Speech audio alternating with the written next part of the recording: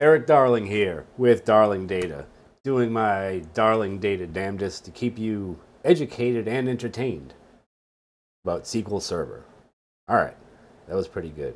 Nailed that. I think that's a one taker. I should just cut the video off now. It's not going to get better than that. In today's video, we're going to talk about some signs that you need dynamic SQL. Now, there are of course signs beyond this, beyond the ones that I'm going to show you. That may become apparent in what you need to do with a query. Like if you need to pass in like a schema, table, database, server name, something like that, for multiple different database. Let's go big to small: server, database, schema, table names. That's a good use of dynamic SQL. What we're going to focus on in this video are some signs that for query performance, you are likely to need dynamic SQL. Before we get into that, just a few casual reminders for the viewers out there at home. All of this content is free. You can freely watch it. If you feel strongly about supporting my channel, I have very, very low cost memberships for like $4 a month. Eventually, I'm going to expand the offering and make it a little bit more enticing. But for now, getting a YouTube video like 5 days out of every week seems pretty good. I don't know.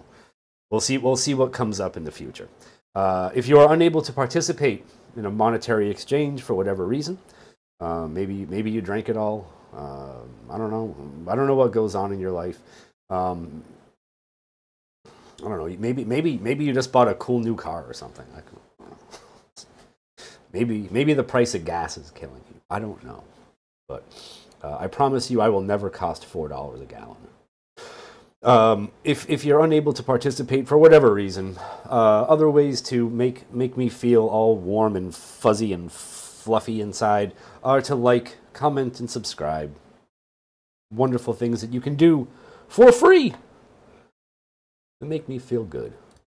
If you are in need of SQL Server consulting, these are things that I help people with on a daily basis. I can do other stuff too, but this is what I like the best. If you need something else, I don't know. My rates are reasonable. We can discuss whatever you need. If you are in need of SQL Server training, perhaps because you just don't get enough from these videos. I've dedicated focused performance tuning training that goes from beginner to intermediate to advanced. With the discount code Spring Cleaning, you can get the whole caboodle, the shebang, the enchilada. I don't know. You can get the meat lovers for about $150 US. So that's a pretty good way to spend $150 if you get $150 burning a hole in your pocket. I will be live and in person at a couple events coming up. Friday, September 6th, I will be at Data Saturday, Dallas, doing a full day pre-con. November 4th and 5th, I will be at Past Data Summit, doing double team pre-cons with Kendra Little. So you should, if you're going to be in Dallas or you're going to be in Seattle and you would like to see me, these are times you can do it. If you're not, I forgive you. We can still be friends, maybe. Now let's talk about these dynamic SQL worm signs. Now, these are all things that I end up using dynamic SQL to fix for performance problems with, client queries with, also demo queries. In case you haven't noticed, in case this is the first video you've seen on this channel, I do this in like a billion other videos. We'll go through these things because they're important. So one of the first signs that you probably need dynamic SQL is if you use a lot of local variables in your code and you end up using those local variables in where clauses. I suppose you could also use them in join clauses. I don't often see them there, but they would have a profound effect there as well. Local variables do not get treated the same as parameters or literal values. SQL Server does not use the smart part of the histogram to give you cardinality estimates for local variables. It uses some dumb fuzzy math to figure that out.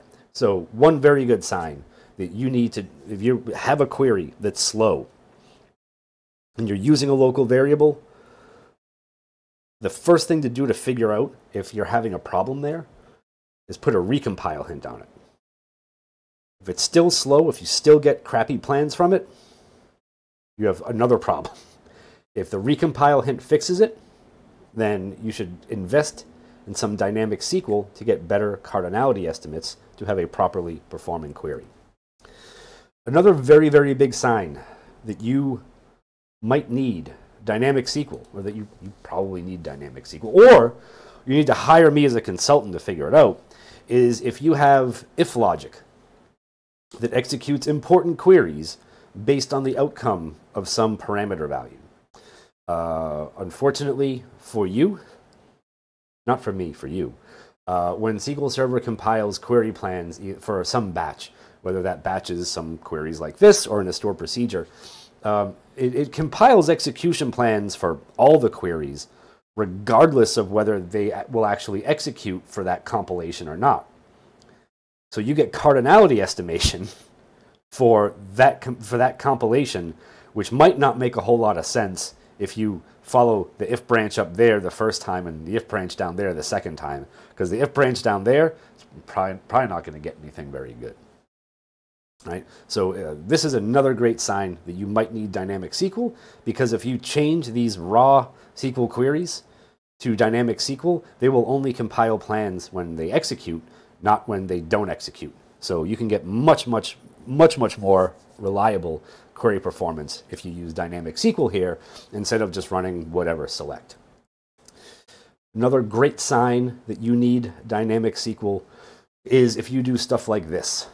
Right? Now, again, like I said in that first example, one way to test if this is your problem and whether dynamic SQL is going to be a good option for any of these things is to try them with the recompile hint. If the recompile hint fixes them, you can, of course, just use the recompile hint. I don't care. It might just be the easiest thing for you to do at the time. Stick option recompile at the end of the query, the problem solved. I don't know. Maybe just call it there. You could do that, but not everyone can just recompile every query all the time. Eventually, you hit some limit with that, where you might be unhappy with the way SQL Server is spending its CPU time. So again, if you test any of this stuff with a recompile hint and find a positive effect, and you rewrite it as dynamic SQL, you get much better sort of long-term benefit from that. So again, this is another good sign that you might need. Why did you do that to me? That you might need dynamic SQL is if you have this sort of conditional where clause logic in your queries, where you're saying, oh, is score greater than this parameter, or is this parameter no? What can we ascertain from this? Great use of dynamic SQL is to just build the where clause you want. Great use of dynamic SQL is to just execute the query you need when you need it. Right? Good stuff there. Another one that I see quite often when I'm working with clients is some conditional join logic. So you might see a bunch of joins out to a bunch of tables, but not every join will always be used. I cover this in a video about startup expression predicates, where we resolve the majority of our issues with, again, say it with me, dynamic SQL. It's great. Wonderful for this stuff, because then you just join to the tables you need when you need them. And you don't have to deal with weird cardinality estimation issues if these are sometimes 1 and sometimes 0, and you reuse execution plans, and sometimes they're good and sometimes they're bad. That's not exactly parameter sniffing. It's you just being a jerk. Another sign that you might need dynamic SQL would look something like this. This conditional existence check. If you've noticed a theme here, a lot of the times when you need dynamic SQL is when you are asking the optimizer to come up with a good execution plan based on some conditional logic at compile time. This will bite you in the behind just about every single time.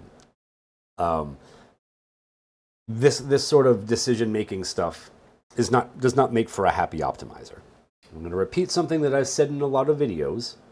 Again, if this is the first video that you've ever seen from me, this might blow your mind. Anything that makes your job easier makes SQL Server's job harder.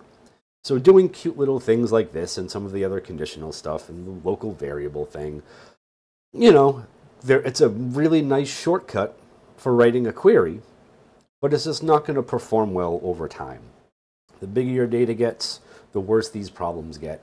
The more of this stuff you have to clean up, the harder your job is. Right? Because eventually, you have to make SQL Server's job easier so that your job will be easier. Otherwise, you're just going to spend the rest of your life firefighting performance issues. Well, maybe not the rest of your life. Depending on your employment contract or other local factors, you might get fired or go get a new job before you actually have to fix all this stuff. You might see things starting to get difficult and say, I'm out of here. I need to go screw something else up from the ground floor, right? It might happen for you.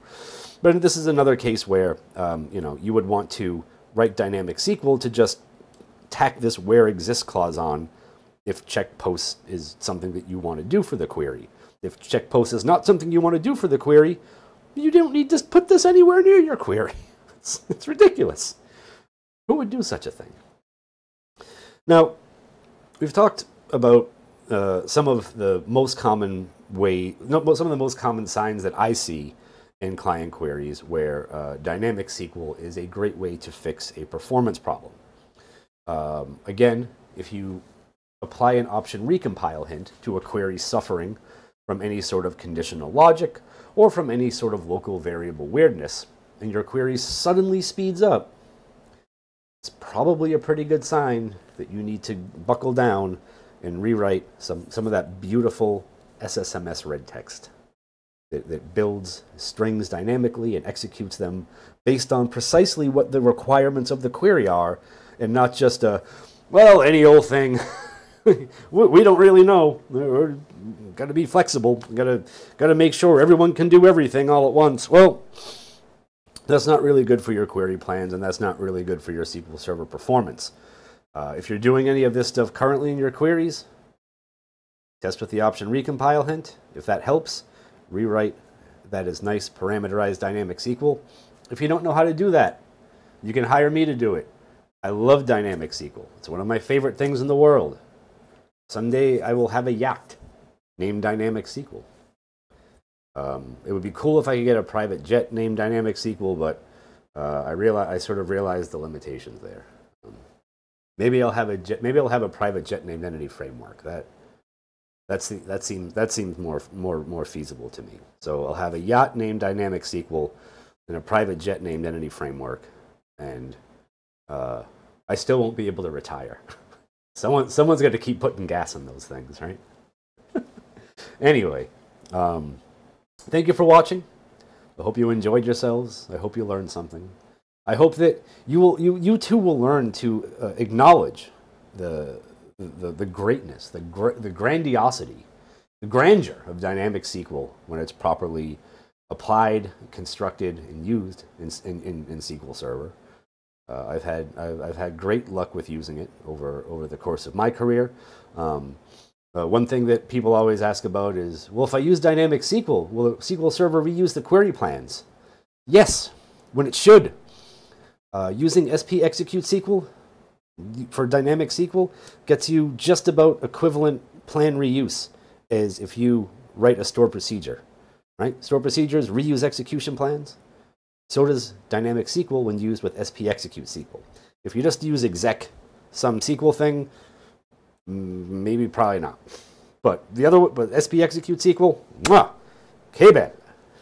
Lots of plan reuse there. Because SP execute SQL is a store procedure. It's executing a query with parameters. All right. Cool. I'm exhausted, but I'm having a good time. So I just keep going. I just keep trucking. All right. I think that's enough for this one. I'm gonna go think about what I want to record next. It might be something about is null and coalesce, and it might be something about in-memory table variables and how they're not that great either. So who knows what's going to happen? It's gonna be wild. It's gonna be crazy. Well, hopefully no one spills lube on the floor again. Anyway, thank you for watching.